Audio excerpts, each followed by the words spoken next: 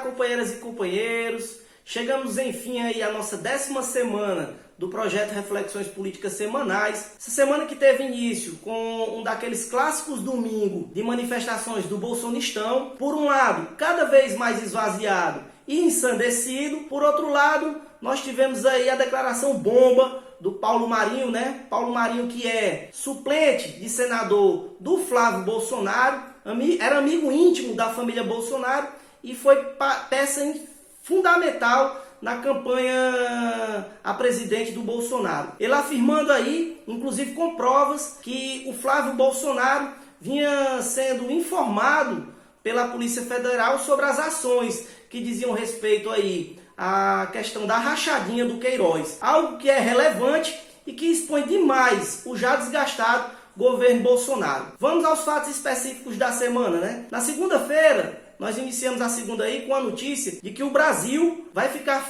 fora, né, no fim da lista para receber a vacina contra o coronavírus. Isso porque o Brasil optou internacionalmente a fazer uma negação do problema da pandemia, né, e se colocou fora do esforço internacional para as pesquisas em relação à vacina. Ou seja, algo aí que preocupa, porque quando essa vacina surgir, o Brasil vai ficar numa posição nada boa para receber e para a questão da logística de distribuição dessa vacina. O segundo ponto que nós tivemos na segunda-feira foi um avanço aí do Centrão, né? Bolsonaro nomeou o indicado pelo PL, do Valdemar Costa Neto. Valdemar Costa Neto, que foi um dos condenados no mensalão, no que diz respeito à corrupção nos Correios à época. Bolsonaro indicou o nomeado do Valdemar Costa Neto para a diretoria do Fundo de Educação, o FNDE, esse fundo bilionário que comporta aí mais de 50 bilhões e é um indicado do PL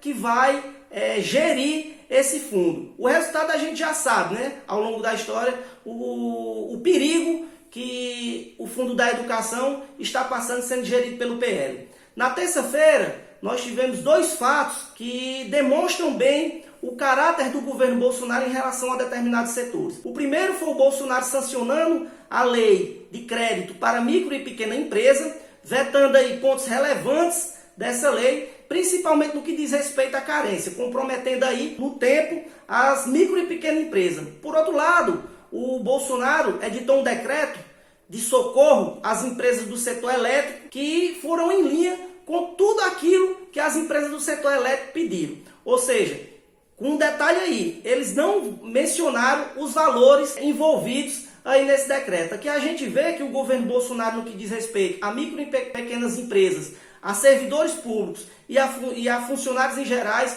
o governo não tem nenhuma medida. Só tem medida para grandes empresas e para o setor financeiro.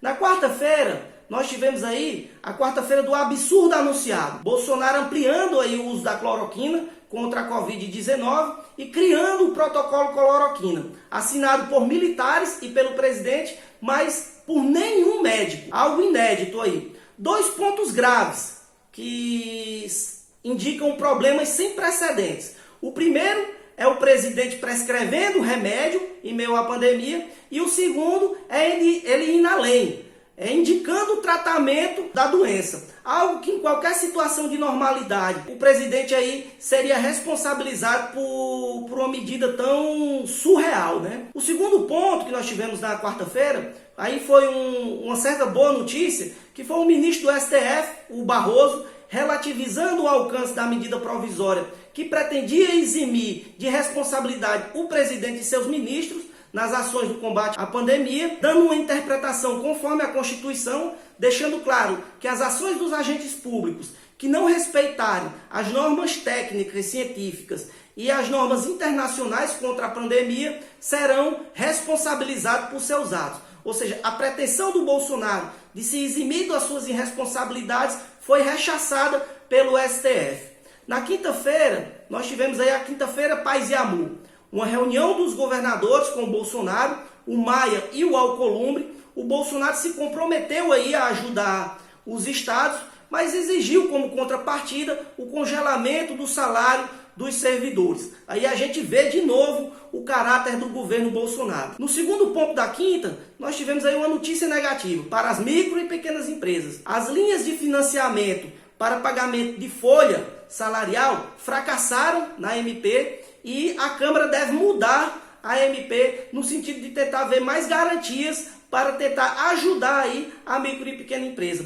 É o Congresso que está tentando salvaguardar esse setor da economia tão sensível e tão fundamental na geração de empregos no país. Na sexta-feira, para a gente concluir a semana, a OMS já classifica a América do Sul como o epicentro da pandemia e vê com preocupação o avanço do Covid-19 no Brasil. A entidade alertou para o uso da cloroquina e seus riscos e desaconselha o Brasil a adotar tal protocolo. Mas o que é a OMC frente à genialidade do presidente que a gente tem? Isso é algo extremamente preocupante.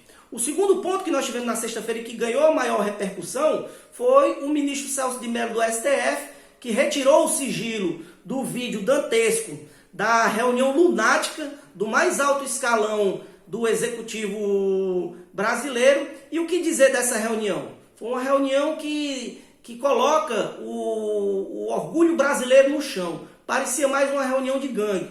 Agora, o detalhe dessa reunião mais importante é o presidente tentando armar a população para defender seu governo. Ou seja, o Bolsonaro aposta numa situação de conflagração nacional e de guerra civil para manter os seus interesses. Isso, por si só, já deveria fazer com que as instituições agissem contra esse intento do Bolsonaro.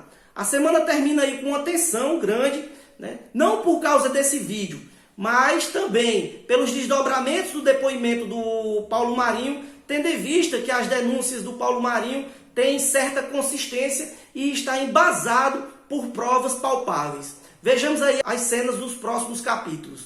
Uma boa semana a todos, cuidem-se e contem comigo.